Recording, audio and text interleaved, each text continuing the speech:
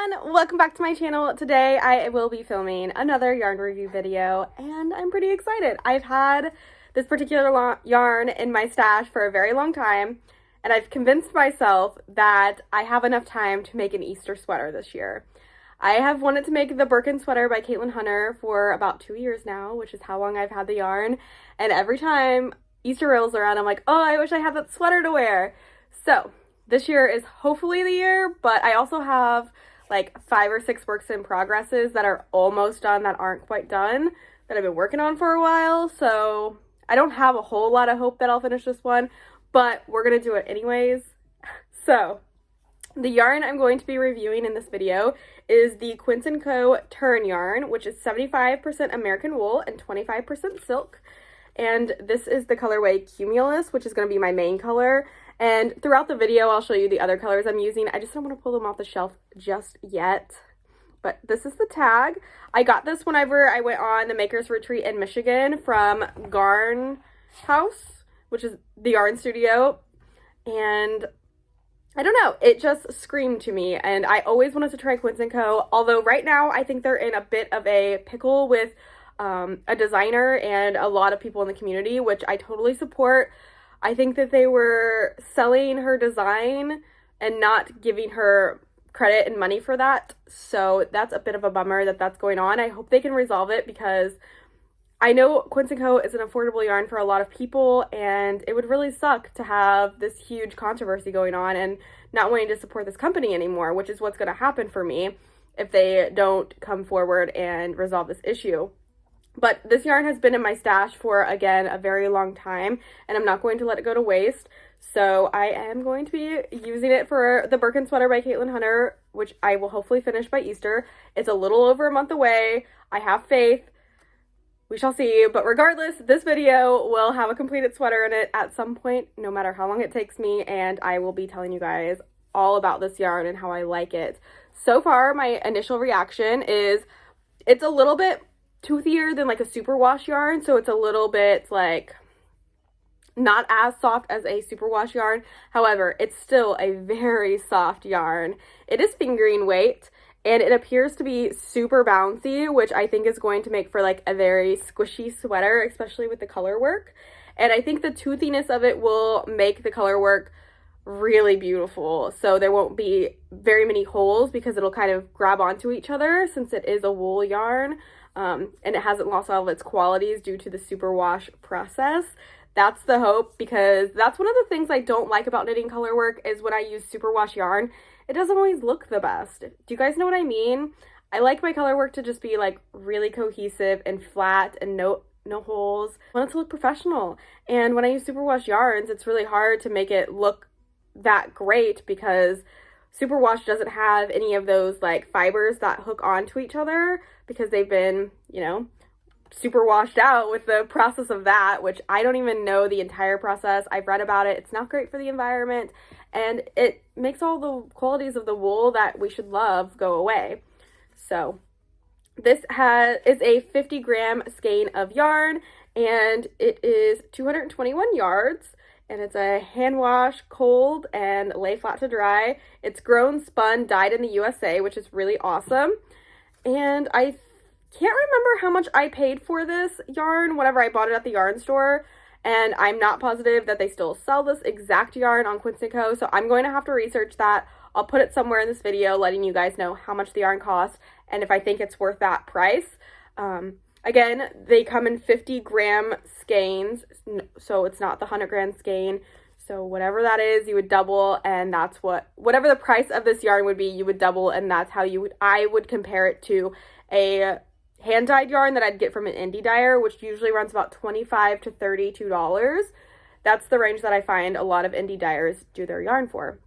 So that's the structure I'm going to use for basing off price, and also off of some other yarns that I've used if they compare to this. But I really haven't used any yarn that's going to compare to this yarn, so I'm strictly going to just compare this yarn to itself and let you guys know how it goes. I can't wait to cast on, show you guys the process of how I'm liking it. I'll probably come back once I get a little bit through the color work, tell my thoughts on it then, and then I'll come back whenever I split for the sleeves, and then again, we'll see where we lie and what I'm feeling from there on. So if you guys want to see how I enjoy Quince & Co.'s Tern yarn, just keep watching this video and find out. All right, let's go. I just finished the first section of Colorwork, which is these leaves here, and I used the kelp colorway of the Quince & Co. Tern yarn. It's a very pretty, like, I don't know, just a limey green color. And oh my gosh, I'm already in love. This Colorwork, I'm just having so much fun. This yarn, it's really like bouncy, and it just, look at that Colorwork. I'm really obsessed already. So I just imagine that the rest of this project is going to fly off my needles, which is brilliant because I want to have this done by Easter, which is just about a month away. And I am just really happy. Like I said, it's really bouncy, so it's not hurting my hands despite the tighter gauge. I think this is a 3.75 millimeter knitting needle. And this yarn, it's not like a superwash yarn, so it's not the softest yarn in the world, but I'm having no issues with my hands at all. I did a little bit when I was doing the ribbing, but I think that's just because of the tighter circumference. So, and here's my floats. Everything is just sticking together really well and just looks so amazing. I cannot wait to block this and see how it looks even better. I can't imagine that it's, I don't know. I'm just really excited about this project and this yarn, and I'm really hoping that I fall in love with it, and I have a couple more sweaters that I've been thinking about knitting already with this yarn. But so far, we are having a blast. I don't really have anything to say. The yarn has been great. There's been no knots, no tangles, no weird pieces just yet. I'm going strong. I still have about half of my first cake of this. I'm going to go cake up another color for the next section of Colorwork, and I'm having a great time. So far, so good. I'm loving the yarn. All right, so I've split for the sleeves, which means I've finished all of the color work, and it was just a joy to work with this yarn through the color work. I will say the only thing that I think I noticed the most was, I think the cream color was just a tiny bit thicker than the colors. I won't say like it made like a huge difference or anything, but I did want to mention, I think the cream was just the tiniest bit thicker than the colored yarn. I am on my third skein of cream colored yarn, and I think I changed skeins around here. I had the same dye lot of all of the cream colored skeins. I have dye lot 001, and there's absolutely no color difference whatsoever. I'm not alternating skeins or anything because I don't have time for that, but I don't notice any difference at all. There's no color variation, not even like a tonalness to it, so that's fantastic. I didn't notice any tonal parts to the colored yarn either, so I think you'd be pretty safe if you bought the same dye lot of your main color or whatever you're doing. I did want to mention the only thing that I've noticed about working with this yarn are there are times when there's like small little nubs, almost like pilling. I don't know if you can see here. There's a little ball on there, and you can just pick them off. It's basically just pills. And I don't know if that's from when I wound my yarn or from how old this yarn is. I mean, it's not old, but I've had it for 2 years. It's been through several moves, so I don't know if that plays any part in having those nubs, but I have had quite a bit of that in the cream yarn particularly, but it's nothing major, and it might just have to do with the silk content in this yarn as well, but it's not affecting my knitting at all. They pull right off. Doesn't change the quality of this yarn in my opinion, but I did want to mention that because this is a full honest review, and so far totally loving it. So I'm going to carry on, and I think the next time that you guys will see this project is whenever I finish it. Before I block it, I want to show you guys how it drapes, and then I'll show it to you again after I block it. So keep watching. All right guys, the sweater is all done, and my journey with this yarn is complete for now. Here is what it looks like pre-blocking. Let me see if I can't adjust you just a little bit. Excuse my messy room. I've been dedicating all my time to finishing this sweater before Easter because I did want it to be my Easter sweater. Today is Thursday and Sunday is Easter. So I'm going to throw this in the bath to get it blocking to see how the yarn reacts. and hopefully it'll be dry so I can wear it to work tomorrow, but you know, whatever. So right now, this is kind of what it looks like up close. The color work is a little bumpy. That should definitely block out, I hope. I will let you guys know because that's part of this review. And this is what it looks like right now. It's a little stiff. It does have a little bit of give and drape, but I'm hoping with blocking it just, you know, loosens up and looks great when it's finished. So this is where the sleeves are. They're perfect, exactly how I wanted them for a nice spring sweater. The fabric is nice and dense. I think I didn't measure my gauge, but the pattern called for a 26 stitch gauge with fingering weight yarn. So it's roughly that because I did get pretty much the correct size. I mean, I like the way it fits, so I don't really care.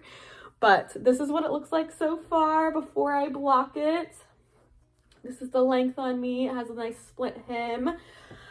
I am going to throw this in lukewarm water because I don't really think anything is going to bleed on it. I hope not. And I'm going to wash it with some Tuft Woolens that I have, which is the bar soap. And I'm going to let it soak for 15 minutes. I'm going to stomp out the water, and then I'm going to probably pin the color work and just maybe a couple of other places that I want to make sure lay nicely. And I will show you guys what it looks like after it's blocked. I'll give more details on the yarn and what I thought about it and all of that good stuff once it's blocked. And if it's dry tomorrow, I'm going to wear it all day at work. And then when I come back, that's when I'll do the finishing touches on this review. That way I can tell you guys how it wore all day. Right now it feels really good. I don't feel any itchiness or anything at all. And I don't think blocking it's going to make it itchy either. This does have a little bit of silk in it, so I think that helps a little bit. And it should make it nice and drapey. So again, final look at the sweater. It poofs out a little bit here, but I imagine it's gonna lay all nice and flat whenever we're all done, and I can't wait. So I'm gonna go throw it in a bath right now. All right, see you guys later. All right, so I just took it off the blocking towel on my floor, and it dried incredibly fast. I think I washed it around 6:45, 7 o'clock, laid it down, and it is now like 7:45 in the morning. I am about to head to work, and it's already dry, like completely dry. And there definitely was some growth, as you can tell by the sleeves. They are now full-length sleeves, which is okay, especially for work because I can't show my tattoos. I did want them to be like 3/4 length sleeves, but it got so drapey. This yarn is like, it like thinned out some. I feel like if you guys saw the previous clip when I hadn't blocked it yet, it was like kind of bulky, and even the color work just feels like much thinner. Everything is just thinner and drapier. I mean, just look at it. It definitely grew more than I anticipated since it's not a super wash. This is a American wool silk blend, so there's that. I love it. It looks so good. It blocked out so nicely. Got interrupted by my alarm, but here's a little close-up. I am going to come back to you guys and talk about all the details when I get off work tonight, just so I can see how it holds up. The sweater does have a unique yoke, so it kind of is like straitjackety, but this video isn't about the sweater. If you want to hear more about the sweater, check out my podcast that hopefully I'll be filming soon. Or I might do a whole separate video for this sweater as well, just because it is a very talked about sweater and it does have some issues to it. And so I made some modifications and I'd love to share that with you guys. But this video is just about the yarn that I used, and here's the back. So I am going to head to work very soon and show off my sweater all day. There's nothing better than when you finish a sweater and wear it in public and somebody says something nice about it. So I hope that happens at least once. That'd be cool. But anyways, I am going to head out. Talk to you guys later. All right, guys. So I am here to give you the final review on the Quince & Co. Tern yarn, as we've been talking about this whole time. I have officially finished my sweater, as you guys have seen. I'm not wearing it, but I did wear it to work yesterday. So I wore it for 10 hours, 10 and a half hours, and it held up really well. The one thing I want to note about having worn it, sorry if you hear noise, my dog is playing with the water bottle. Whatever. Also, I just got out of the shower. It's like 8:30 in the morning on Saturday, and I needed to take a shower. So back to this sweater. I wore it all day yesterday, and as you guys saw in the last clip, the sleeves had grown to like wrist length when they were previously like 3/4 length sleeves. After I wore it for the whole day, I felt like they shrunk up just a little bit, so they were probably like to here on my wrist by the end of the day.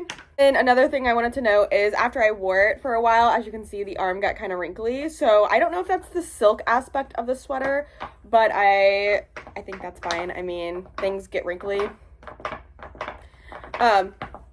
So that's just something I wanted to note because I wanted to make this a full review.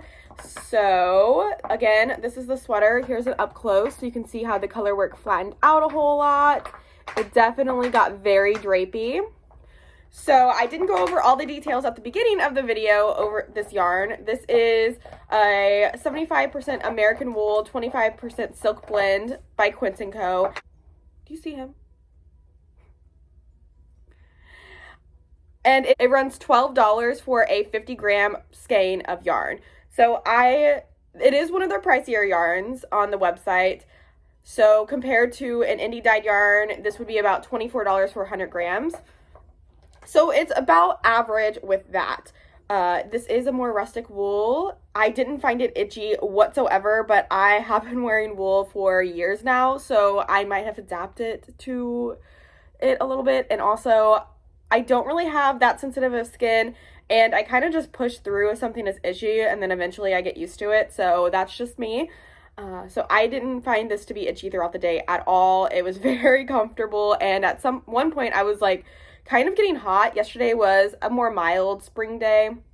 I think it was like 52 was the high, and at one point I was getting pretty toasty, so it did keep me warm, but it was also not too warm, if that makes any sense. This yarn comes in about 30 colors, and they're all like muted tones. So this is what they look like, what I have left. As you can see, they're not like vibrant or anything, and that is because the silk in this yarn. So the silk doesn't hold on to the dye as well as wool does, so that is why it's a little bit more muted. And there's almost 30 colors, which I think makes this yarn perfect for a colorwork sweater like this, because you don't have to buy a full 100-gram skein only to use a portion of it. So these were the colors I used, and I still have like half a cake of each of them, like 25 grams left. So you would save money buying this yarn opposed to buying a full skein of yarn. So I do think that makes it really great for a colorwork sweater. And also the colorwork came out very well with this yarn. It's not very holey or gappy or anything. My colorwork knitting isn't perfect, especially with the 3-color colorwork, but it turned out really well. As you can see, like the parts that are good with the color work, they're very closed up. Whenever I do color work with superwash wool, it's very holey. It's a whole different story. This yarn kind of fills in the void that a superwash yarn doesn't do. So I do recommend it for color work, definitely. And also at the price point of $12 for a 50-gram skein, you can get multiple colors to make the sweater. I had 5 balls of this colorway, which is Cumulus, which is just like a natural color. And then I had 1 ball each of my colors. This one is terracotta. This one is aventurine. This is kelp. And then this is dusk, I believe. Yeah, dusk. So 30 colors. You have lots to choose from. They're all very muted, beautiful tones if you're into that sort of thing, which I very much am. I would definitely recommend this yarn to you. I will be purchasing more yarn from Quince & Co. to try out for sure. The only major flaw that I saw with this yarn was, I did talk about it, in the natural colored yarn, there were little bitty balls, almost like the yarn had pills on it, but it had not been used yet, so it's not necessarily pills. It didn't mess with the integrity of the yarn because you could just pick it off. There is one spot on the front of my sweater. Let me see if I can find it for you. Right here where it wasn't spun all of the way. So just a little bulb there. That doesn't really bother me because I have noticed with using lots of different wools at this point that that's pretty common, especially in the spinning process. Not everything is perfect, just like I'm not perfect. Yarn isn't perfect. So, but I did want to mention that as one of the defects, and it was only in the bare colored yarn. So the Quince & Co. website, if you go to a specific yarn, it'll show like a chain of how the yarn started, so where the wool came from, where the silk came from. It'll show where it was spun at, it'll show where it was dyed at, it'll show where it was finished at. Like, all of it's done in the United States, which is awesome if you are a US citizen or whatever. It's really cool to find something all made in the USA. And then it'll show you, like, it was done, the wool's from New Jersey and it was dyed in Maine, and then it was sent back to Pennsylvania for spinning or whatever. It has all those steps on the website. So I thought that was a really cool thing to know. But yeah, I do highly recommend this yarn. I love it. I don't have a whole lot to say about it. It turned out really well. I did not expect it to grow very much when I blocked it, but it definitely did grow quite a bit with blocking, which I'm not mad about. I mean, I wish the sleeves were a little shorter. I could fix that if I really wanted to, but I'm just going to leave it because I think it's more timeless that way. I think in the future, if I'm still wearing this sweater, which I hope I will be because I put so much time into it, that the sleeve length will be great for that stage in my life as well. And it's so drapey. It's so cool. I love it. The silk really does give it that drape and that softness, because we all know wool doesn't necessarily always turn out to be the softest thing. Pretty soft for a more rustic yarn. I'm gonna give this yarn a 10 out of 10. Honestly, I didn't have a bad thing to say about it. I did want to note one last thing. When I was knitting the Colorwork, I did notice that the bare yarn tended to be a little bit thicker than the colored yarn. Just the slightest bit. I mean, that might have just been in my own head, but to me, it felt like it was just a little bit thicker than the colored yarn. And also, I had 5 skeins of this yarn, and they were all the same colorway, so I had all the same lot number, which was 001, and there was absolutely no difference in the color of yarn at all. I didn't alternate skeins at any point in this project, and I can't tell where I changed yarn at all. So buy the same lot number, and I think that you'll be safe. I think their dyeing process was great. I mean, it's not even a tonal. It's all very much the same color, in my opinion. I am very happy with the yarn. I'm very happy with my results. And if you want to hear more about the sweater, I'm definitely going to do a whole video on it, and I'm going to have a summary of it in my podcast that I'll have coming up soon. So I hope you guys liked this video. If you want to see more yarn reviews, let me know what yarns you want me to review down below.